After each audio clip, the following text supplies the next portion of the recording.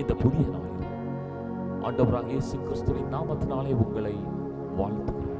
Mark 3ஆம் அதிகாரம் 34ஆம் வசனத்தில் இயேசு சொல்கிறார், இதோ என் தாயும் என் சகோதரரும் இவர்களே. இயேசு கிறிஸ்து இந்த உலகத்தில் வாழ்ந்த பொழுது அவருக்கு உடன் பிறந்த சகோதர சகோதரிகள் இருந்தார்கள், பெற்ற தாயும் தந்தையும் இருந்தார்கள்.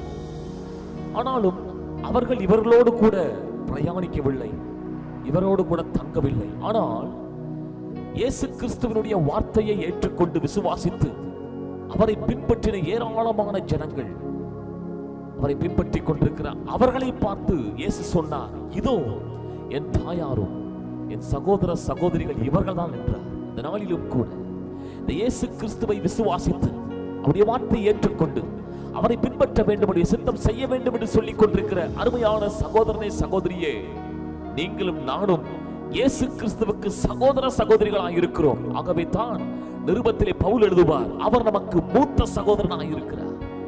பிரியமானவர்களே, இந்த நாளிலும் கூட இந்த வார்த்தையை நம்புங்கள். நீங்களும் நானும் இயேசு கிறிஸ்துவுக்கு சகோதரனும் சகோதரியுமாக இருக்கிறோம்.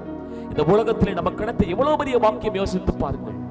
ஆகவே இந்த உன்னதமான நிலையிலே நாம் நிலைத்திருப்போம், ஆசீர்வாதத்தை பெற்றுக் கொள்வோம். கர்த்தர் நம்மை ஆசீர்வதிப்பாராக. ஆமென்.